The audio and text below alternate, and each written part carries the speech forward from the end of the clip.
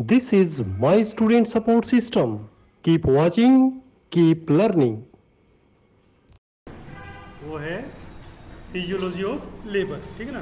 तो ये अलग से एग्जाम में क्वेश्चन आ सकता है कि क्या प्रोसेस होता है डिलीवरी के दौरान, ठीक है ना। उसको हम कहेंगे physiology of labour. Physiology of labour is a series of events, ठीक है ना। इसमें क्या होते हैं, इवेंट्स होती है एक के बाद एक, तो उसको कहते हैं एक सीरीज है इवेंट्स की, which take place in the genital organs of the woman. जो महिला है, प्रेग्नेंट महिला है, उसके जो जन्नांग है, जेनाइटल ऑर्गन्स है, उनमें वो इवेंट्स होती हैं। क्या होता है उसके अंदर, in an effort to expel the viable product of conception on to outer world. कि जो वायबल प्रोडक्ट ऑफ कंसेप्शन, मतलब जो जीवित है गर्भ में भ्रूण, उसको आउटर वर्ल्ड में निकालने की एक प्रक्रिया होती है, ठीक है ना। और इस प्रक्रिया के दौरान जो ये जितने भी इवेंट्स होती हैं वो फिजियोलॉजी ऑफ लेबर कहलाती हैं। It includes events in first stage of labour, events in second stage of labour and events in third stage of labour, ठीक है। तो पूरे इवेंट्स को हम 3 पार्ट्स में डिवाइड कर लेते हैं ताकि इजीली हमारे पास समझ आ जाए चीज़ें। कि पहले तो वो इवेंट्स देखेंगे जो फर्स्ट स्टेज में होती हैं लेबर के, फिर वो देखेंगे जो सेकंड स्टेज में होती हैं, और फिर वो देखेंगे जो थर्ड स्टेज में होती हैं, ठीक है। तो शुरुआत करते हैं कि events in the first stage of labour.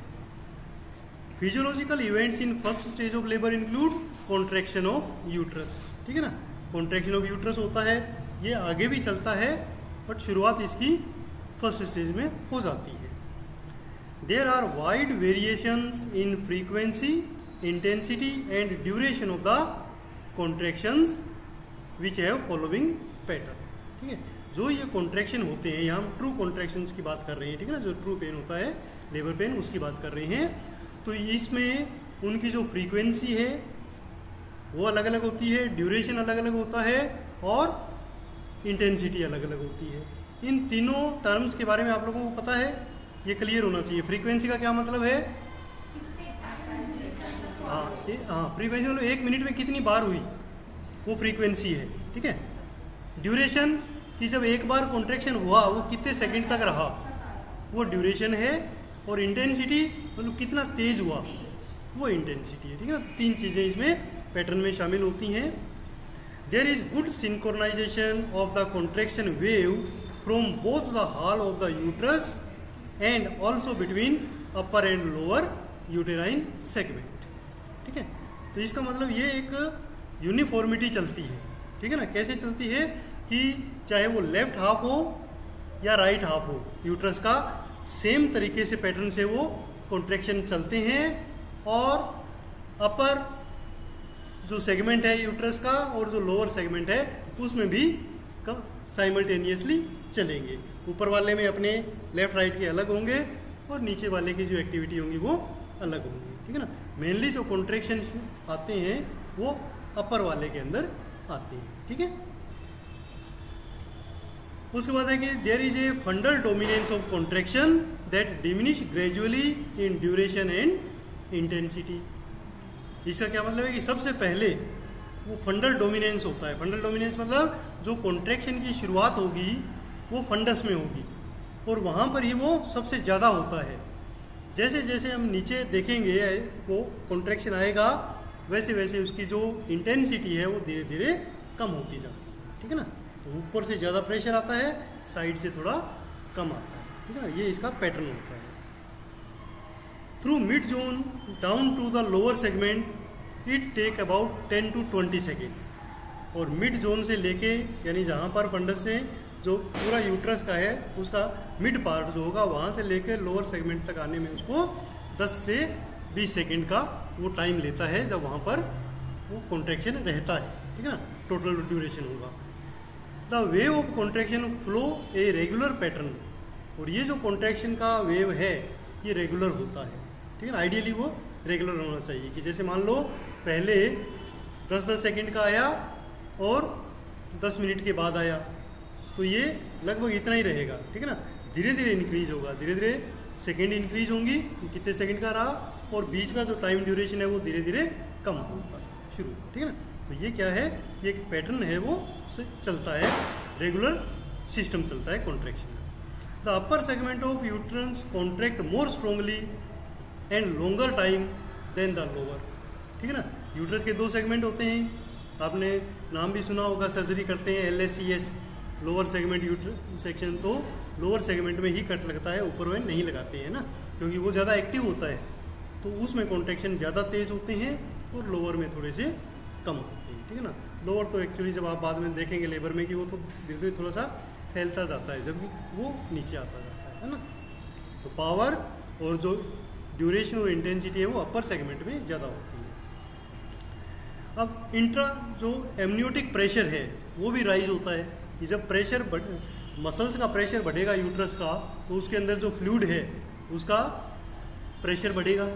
ठीक है ना, तो वो जो एमनियोटिक फ्लूइड है वो 20 mmHg हो जाता है ड्यूरिंग यूटेराइन कॉन्ट्रैक्शन। ठीक है ना, जब कॉन्ट्रैक्शन होता है तो 20 mm होता है, और जब रिलैक्सेशन होता है तो ये जो एमनियोटिक प्रेशर है वो थोड़ा सा कम हो जाता है, उस दौरान वो हो जाता है 8 mm of Hg। ठीक है, तो ये प्रैक्टिकली कुछ बातें पूछ सकते हैं कि जब कॉन्ट्रैक्शन आता है तो प्रेशर कितना बढ़ जाता है। Contractions of the fundus last longer than the mid zone, ये हम पहले डिस्कस कर ही चुके हैं कि फंडस में ज़्यादा स्ट्रॉन्ग होता है और ज़्यादा टाइम के लिए आता है, लोअर सेगमेंट में या मिड में कम आता है, कम देर के लिए, और पावर भी उसकी कम होती है। अच्छा, फर्स्ट स्टेज, हाँ मिलीमीटर, पारा Hg होता है, पारा, जैसे अपन ब्लड प्रेशर लेते हैं वो भी mmHg होता है ना, तो पारे के सापेक्ष में उसको प्रेशर को नापा जाता है ना, कि कितना उसका कॉलम बनता है ना। हाँ, फर्स्ट सेकंड तक, हाँ, तो ये फर्स्ट वाली, हाँ हाँ बिल्कुल बिल्कुल, फिजियोलॉजी कहें तो भी और इवेंट्स भी कहें तो भी, है ना, कैसा ही क्वेश्चन आ जाए। तो अभी ये फर्स्ट स्टेज की चल रही है जो अपन कॉन्ट्रैक्शन की बात कर रहे हैं ना। During uterine contraction the patient experience pain which is situated more on the hypogastric region and then radiating to the thighs. अब जब ये कॉन्ट्रैक्शन होते हैं तो पेन आता है हाइपोगैस्ट्रिक रीजन में। ठीक है, हाइपोगैस्ट्रिक पता है लोअर साइड का, है ना, एपिगैस्ट्रिक ऊपर, हाइपोगैस्ट्रिक नीचे, और उसके बाद वो रेडिएट होता थाइज में, कि बाद में वो कहती है कि हाँ थोड़ा सा पेन थाइज की तरफ जा रहा है। ठीक है ना, इस टाइप का ये पेन होता है। नॉर्मली ये जो पेन आता है वो क्यों आता है, इसके कारण है ये तो मायोमेट्रियल हाइपोक्सिया होता है ड्यूरिंग कॉन्ट्रैक्शन। किसी भी मसल में यदि हाइपोक्सिया हो जाए तो उसमें पेन होगा। तो इसमें कॉन्ट्रैक्शन में ऑक्सीजन ज़्यादा खर्च होती है और सप्लाई तो उतनी है, तो ऑक्सीजन की कमी होने के कारण पेन होता है। दूसरा, stretching of peritoneum over the fundus, और फंडस के ऊपर जो पेरिटोनियम है उसमें भी खिंचाव होता है, उसके कारण भी पेन होता है। इसके अलावा stretching of cervix during dilatation, और जब डायलेट होना शुरू होता है तो उस दौरान भी पेन होता है। क्या सर्विक्स डायलेट फर्स्ट स्टेज में शुरू हो जाता है डायलेट होना, है ना, तो उस समय भी क्या होगा, पेन होंगे उसके डायलेट होने के कारण। इसके अलावा जो लिगामेंट्स हैं यूट्रस के, उनकी भी स्ट्रेचिंग होती है कॉन्ट्रैक्शन के दौरान, तब भी पेन होता है। और इसके अलावा जो आसपास की नर्व गैंग्लियन है उनका कंप्रेशन होता है, उसके कारण पेन होता है। तो मेन चीज़ तो कॉन्ट्रैक्शन है, बट उसके कारण पेन भी आ जाते हैं। वो क्यों आते हैं वो कारण हमने यहाँ पर बताए। इसके बाद एक फर्स्ट स्टेज में जो कॉन्ट्रैक्शन का प्रॉपर्टी होती है टोनस। ठीक है ना, टोनस का मतलब क्या होता है, खिंचाव, टोन उसकी कितनी है। ठीक है ना, it is the intra uterine pressure between the contraction. अब कॉन्ट्रैक्शन हो रहा है और फिर थोड़ा सा रिलैक्सेशन हो रहा है, तो उस दौरान भी अंदर प्रेशर कुछ न कुछ तो रहता है। ठीक है, during pregnancy when the uterus is inactive the tonus is 2 to 3 mm of Hg।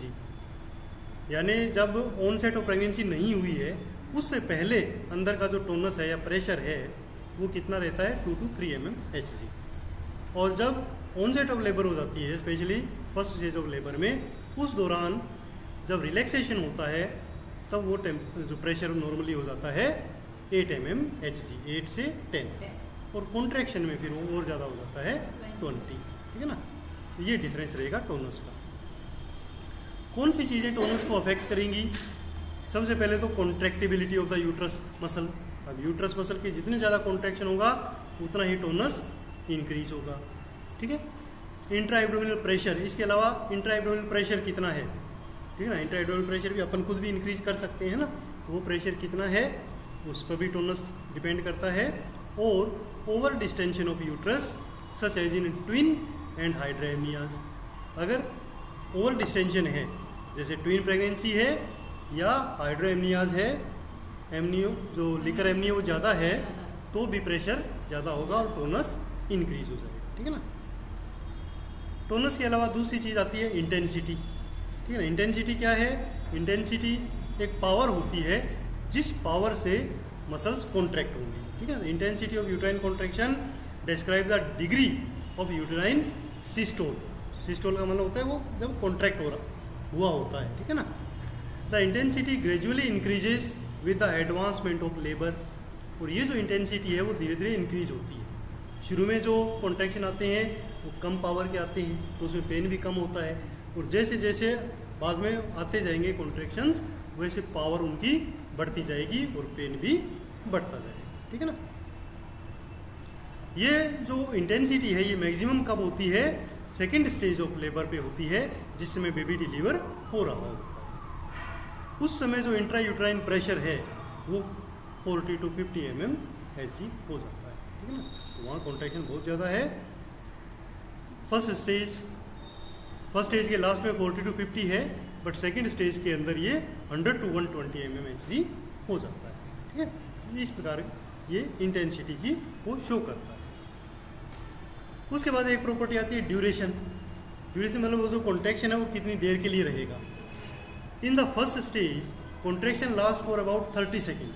ठीक है ना, 30 सेकेंड का एक कॉन्ट्रैक्शन होता है, वो धीरे धीरे ग्रेजुअली इंक्रीज होता जाता है, और जब हम सेकेंड स्टेज तक पहुंचते हैं तब ये कॉन्ट्रैक्शन का जो ड्यूरेशन है वो काफ़ी ज़्यादा हो चुका होता है। फ्रीक्वेंसी मतलब कितनी, एक मिनट में कितनी बार आएगा, है ना, या एक निश्चित समय में कितनी बार आएगा। तो फ्रीक्वेंसी शो करती है कि जो कॉन्ट्रैक्शन और रिलैक्सेशन के बीच में कितना गैप रहा। तो early stage of labour specially जो फर्स्ट स्टेज है उसमें कॉन्ट्रैक्शन 10 से 15 मिनट के बाद एक आता है। ठीक है ना, तो इसका मतलब एक घंटे में कितने आए, 5 या 6 मैक्सिमम, है ना। द इंटरवल ग्रेजुअली शॉर्टन, अब ये इंटरवल धीरे धीरे कम होता जाता है, और जैसे जैसे हम सेकेंड स्टेज में बढ़ते हैं तब तक ये 2 से 3 मिनट का हो जाता है, ये हर 2-3 मिनट बाद पेन आए। ठीक है ना, तो ये हो जाएगा फ्रीक्वेंसी। फ्रीक्वेंसी मतलब कि 1 मिनट में या 1 घंटे में कितनी बार आया। ठीक है ना, 2 बार आया, 3 बार आया, तो मतलब उसमें बीच में रेस्ट कितनी देर मिला। ठीक है ना, उसके बाद एक प्रॉपर्टी होती है इसमें कॉन्ट्रैक्शन में, retraction of the uterus. First stage में ये भी शुरू हो जाता है। रिट्रैक्शन का क्या मतलब है, कॉन्ट्रैक्शन, रिलैक्सेशन और एक रिट्रैक्शन, ये 3 चीज़ें होती हैं। जैसे मान लो कोई मसल कॉन्ट्रैक्ट हुई तो वापस जब रिलैक्स होगी तो उतनी की उतनी हो जाएगी, फिर कॉन्ट्रैक्ट हुई फिर उतनी हो गई। बट रिट्रैक्शन में क्या होता है, ये स्पेशली सिर्फ यूट्रस में होता है और कहीं नहीं होता, कि जब वो कॉन्ट्रैक्ट होगा तो वापस जब रिलैक्स होगा तो पूरा नहीं होगा, थोड़ा सा छोटा रह जाएगा। इस सिस्टम को क्या कहते हैं, रिट्रैक्शन ऑफ द मसल। तो हर बार कॉन्ट्रैक्शन के बाद धीरे धीरे वो छोटा होता जाएगा। ठीक है ना, तो इस पिक्चर में आप देख सकते हैं, जैसे मान लो ये एक मसल है रिलैक्स, जब ये कॉन्ट्रैक्ट हुई तो इतनी हुई, और वापस रिलैक्स हुई तो पूरी इतनी लंबी नहीं हुई, थोड़ी छोटी रह गई। अगली बार कॉन्ट्रैक्ट होगी तो और छोटी रह जाएगी। तो धीरे धीरे वो छोटी रहती जाएगी और प्रेशर अंदर का इंक्रीज होता ही रहेगा। इवन रिलैक्सेशन के दौरान भी अंदर प्रेशर ज़्यादा होगा क्योंकि वो पूरी तो रिलैक्स हुई नहीं है। ठीक है, तो इस प्रकार यूट्रस का रिट्रैक्शन होता रहता है। ठीक है ना, रिट्रैक्शन मतलब उसका साइज धीरे धीरे छोटा होता जाएगा, है ना। तो इस सिस्टम को हम कहते हैं रिट्रैक्शन। ये नॉर्मली हर कॉन्ट्रैक्शन के बाद थोड़ा सा रिट्रैक्शन हो जाता है।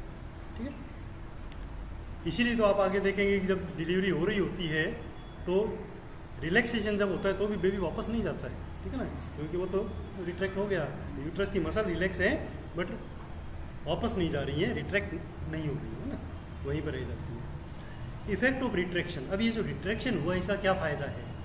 Number 1, essential property in the formation of lower uterine segment and dilatation of effacement of cervix. इससे फ़ायदा ये होता है कि एक तो जो लोअर यूट्राइन सेगमेंट है वो प्रॉपर बन जाता है और जो सर्विक्स है उसका डायलिटेशन एंड इफेक्टमेंट इजीली हो जाता है, ठीक है ना, क्योंकि जब रिट्रैक्शन होगा तो धीरे धीरे उस पर प्रेशर पड़ेगा, ठीक है ना, बेबी नीचे आएगा और आपके लोअर सेगमेंट जो यूट्रस का है उस पर और जो सर्विक्स है उस पर प्रेशर पड़ेगा तो वो धीरे धीरे डायलेट होना शुरू हो जाएगा, है ना। दूसरा है to maintain the descent of the presenting part made by uterine contraction to help ultimate expulsion of the foetus. अब रिट्रैक्शन का ये फायदा है कि एक बार प्रेशर लगा के फीटस थोड़ा सा नीचे आया, अब अगर रिट्रैक्शन नहीं होता तो रिलैक्सेशन होते ही वापस चला जाता, बट ऐसा नहीं होता है, बेबी हमेशा डिसेंट ही होता है, जब नीचे आना शुरू होता है नीचे ही आता जाएगा, तो ये भी रिट्रैक्शन के कारण होता है। इसके अलावा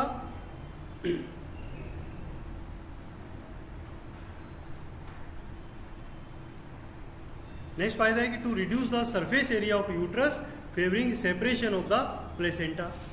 अब रिट्रैक्शन का ये भी फायदा है कि हर बार जब यूट्रस छोटा हो रहा है तो उसका अंदर का सरफेस एरिया भी कम हो रहा है।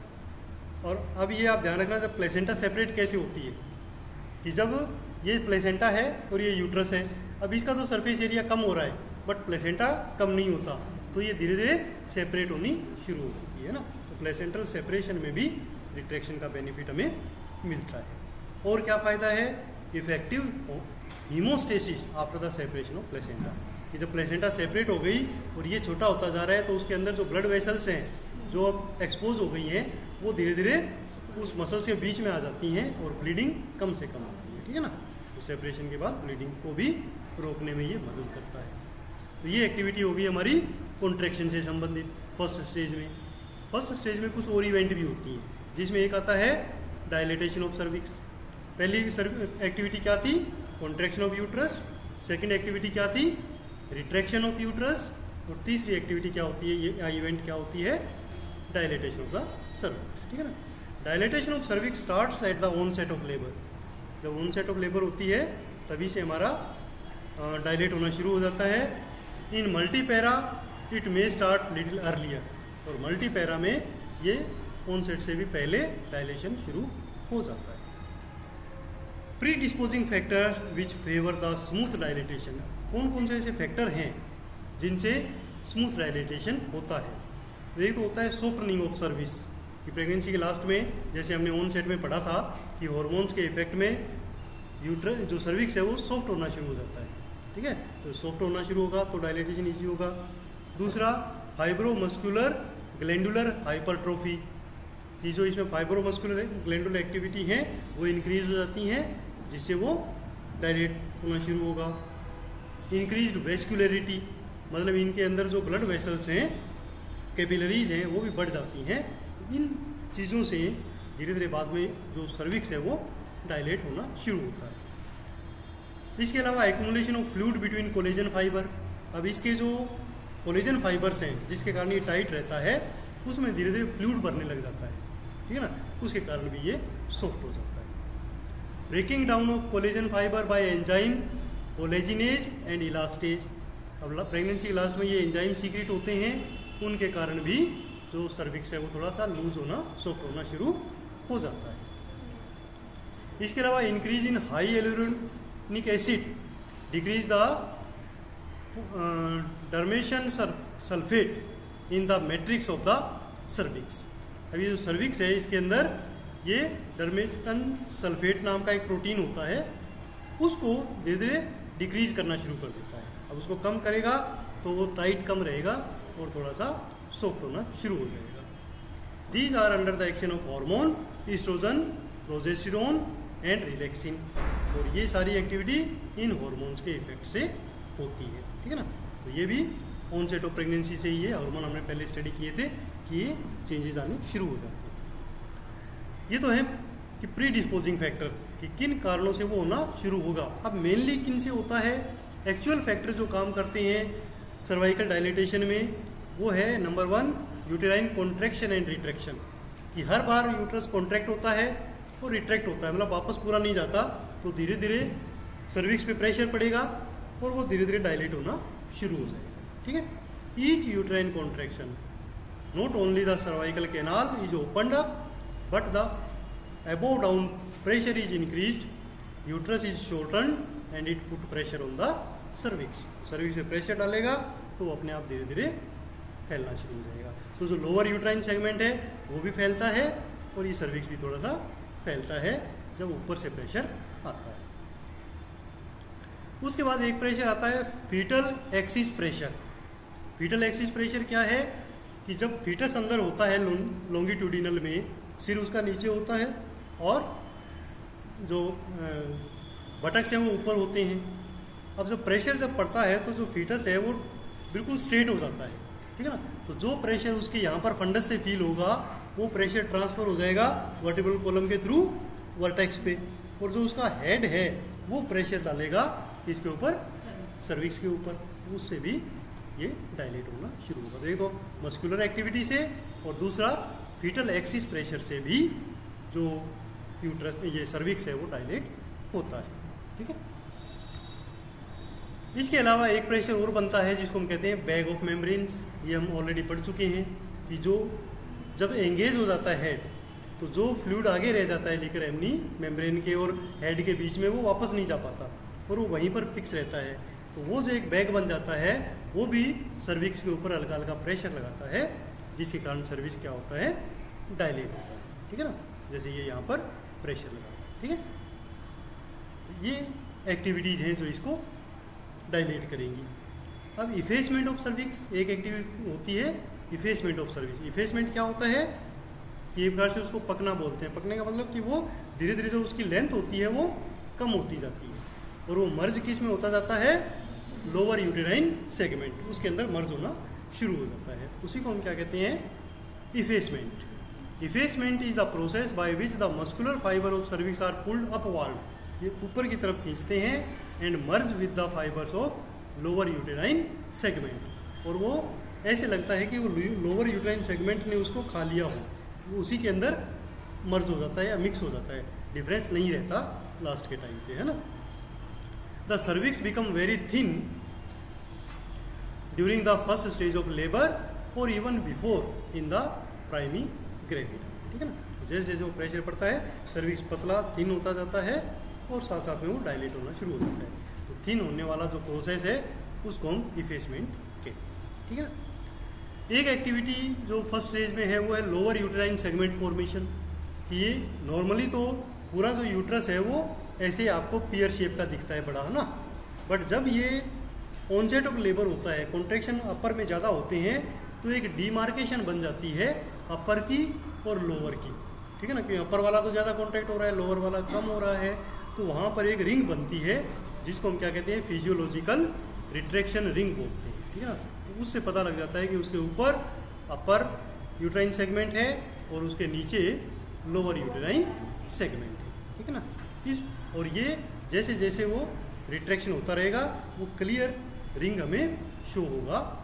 अगर वैसे देखना चाहिए, वैसे तो बाहर से तो शो होता नहीं है, बट वो चेक किया गया है कि वो बनता है, ठीक है ना। देखिए वैसे तो हमारे पास कोई सिस्टम नहीं है कि हम चेक कर सकें उसको, है ना। अब आता है events in second stage of labour. ये सारी फर्स्ट स्टेज की थी। सेकंड स्टेज में क्या होगा कि the second stage begin with the complete dilatation of the cervix. Second stage कहाँ से मानते हैं, जब सर्विक्स कंप्लीट डायलेट हो गया है, ठीक है ना। वहाँ से सेकंड स्टेज हमारी शुरू हो जाएगी। कब तक चलेगी, till the expulsion of baby. This stage is concerned with the descent and delivery of the foetus through birth canal. और ये वो टाइम पीरियड होता है सेकंड स्टेज में जब बेबी डिसेंट होता है और जो फीमेल पेल्विस है उसे यात्रा को क्रॉस करके और आउटर वर्ल्ड में वो आ जाता है, ठीक है ना। लाइफ की सबसे डिफिकल्ट यात्रा ये होती है उसकी, है ना। सेकेंड स्टेज है 2 फेज। इसमें 2 फेजेज होती हैं। कौन कौन सी, प्रोपल्सिव फेज जिसमें प्रोपेल होता है, धक्का दिया जाता है, और एक्सपल्सिव फेज जिसमें एक्सपेल हो जाता है बेबी, है ना। तो प्रोपल्सिव फेज में क्या होता है, फुल डायलेटेशन से शुरू होता है till head touches the pelvic floor. जब तक हेड पेल्विक फ्लोर तक आ जाता है वो स्टेज प्रोपल्सिव होती है। और एक्सपल्सिव कब होती है, since the time mother is irresistible desire to bear down and push until the baby is deliver. तो वो हो जाएगी उसकी एक्सपल्सिव फेज, है ना।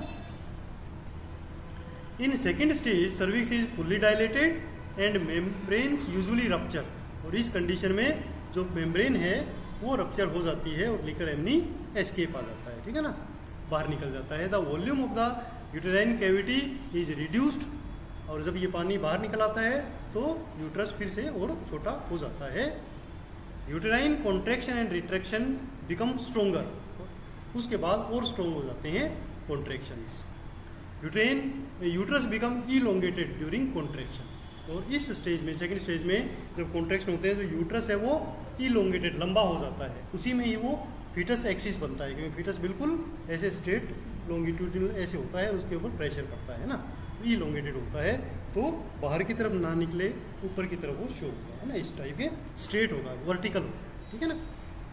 The elongation is the partially due to contraction of circular muscle fibre of the uterus to keep the foetal axis straight, क्योंकि इस समय जो सर्कुलर मसल फाइबर हैं यूट्रस के वो ज़्यादा कॉन्ट्रैक्ट होते हैं और बच्चे को स्ट्रेट रखने का प्रयास करते हैं, ठीक है ना, इसी कारण बच्चे की फिर डिलीवरी ईजी हो जाती है, ठीक है ना। टेढ़ा मेढ़ा होगा तो ज़्यादा प्रेशर जोर लगाना पड़ेगा, सीधा होगा तो ईजिली निकलेगा, है ना। Delivery of foetus is accomplished by bearing down effort, अभी स्टेज में क्या है, बियरिंग डाउन एफर्ट आता है, कॉन्ट्रैक्शन तो हो ही रहा है और मदर भी बियरिंग डाउन होती है, मतलब जैसे लगता है उसको कि सब कुछ ऐसे अभी प्रेशर निकाल के बाहर निकालते हैं, इंट्रा एब्डोमिनल प्रेशर इंक्रीज करते हैं, तो उसको हम बियरिंग डाउन प्रेशर कहते हैं।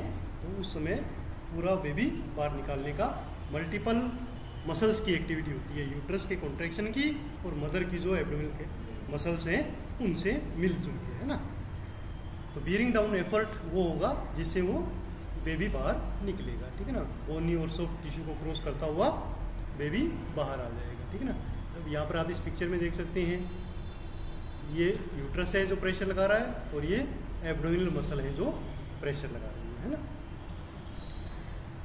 उसके बाद अब इतने प्रेशर से वो बेबी बाहर आ जाता है, ठीक है। अब events in third stage of labour, third stage में क्या क्या इवेंट होती हैं। In this phase there is placental separation, placenta separate होती है, descent to the lower segment, उसके बाद ये नीचे आती है, and finally its expulsion with the membranes, और बाद में मेम्ब्रेन्स के साथ ये बाहर निकल आती है। मैकेनिज्म क्या होता है इसके सेपरेशन का, marked retraction reduces the surface area at placental site to almost half. अब जैसे मैंने आपको बताया था ना, ये प्लेसेंटा है, ये यूट्रस है, अब यूट्रस तो छोटा हो गया, रिट्रैक्ट हो गया धीरे धीरे, तो ये इतना ऐसे चला गया और ये उतनी ही रहती है, तो ये साइड से अपनी दीवार जगह छोड़ देती है, ठीक है ना, और यूट्रस जो है वो उसको अलग कर देता है। तो इस प्रोसेस को क्या कहते हैं, मैकेनिज्म ऑफ सेपरेशन, ठीक है। प्लेसेंटा इनइलास्टिक होती है तो वो उस जगह को छोड़ देती है जहाँ से वो यूट्रस रिट्रैक्ट हो रहा होता है, ठीक है ना। तो ऐसे धीरे धीरे प्लेसेंटा की वो बकलिंग हो जाती है, ठीक है ना। बकलिंग क्या होती है, जैसे कोई एक तरफ कपड़ा लगा हुआ है उसको अपन ने ऐसे खींच दिया होगा ना, चिपका हुआ है वो निकल गया हो, तो उसको हम बकलिंग बोलते हैं कि वो सिमट गया है ना, तो वो अलग हो जाती है। शेयरिंग फोर्स लगती है, शेयरिंग फोर्स मतलब ऐसे ही वो खींचने वाली है ना।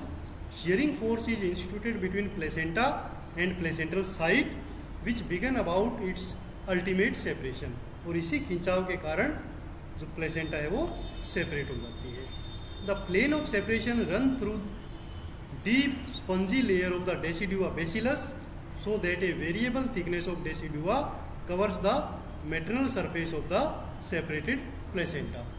अब जो प्लेसेंटा जो ये जो डेसिडुआ बेसिलस है, लेयर है, वहाँ से ये सेपरेशन होता है, और कुछ पार्ट मेटरनल सरफेस पे लगा रहता है और कुछ पार्ट जो फीटल सरफेस होती है उसके ऊपर लगा रहता है, और वो अलग हो जाता है। There are two way of separation, separation के दो तरीके होते हैं प्लेसेंटा के, एक होता है सेंट्रल सेपरेशन और एक होता है marginal separation.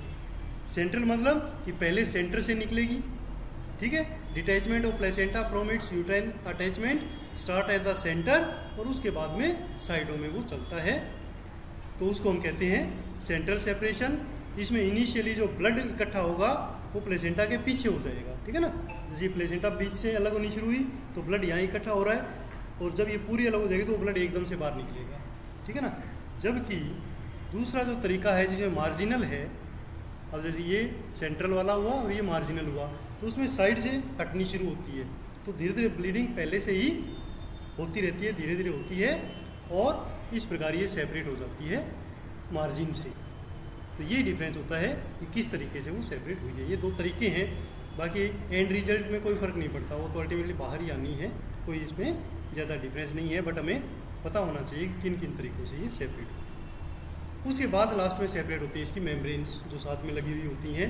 The membranes which are attached loosely in the active part, जो एक्टिव पार्ट ऊपर वाला है वहाँ लूज होती है, वो धीरे धीरे नीचे की तरफ फोल्ड होना शुरू हो जाती हैं, और उसके बाद जो लोअर सेगमेंट से अटैच होती हैं वो स्ट्रेचिंग के दौरान, जब हम थोड़ा सा प्रेशर लगाते हैं, उस दौरान वो खींच के बाहर आ जाती है। ठीक है ना। एक्सपल्शन ऑफ प्लेसेंटा, अभी इसका क्या तरीका होता है कि जब सब कुछ क्लियर हो गया, प्लेसेंटा सेपरेट हो गई, मेम्ब्रेन सेपरेट हो गई, उसके बाद अगेन बियरिंग डाउन प्रेशर फिर से लगता है, तो उससे क्या होगा, जो यूट्राइन सेगमेंट अपर सेगमेंट है वो उसको प्रेशर डालता है और सारा का सारा प्लेसेंटा और मेम्ब्रेन विजाइना के थ्रू बाहर आ जाते हैं।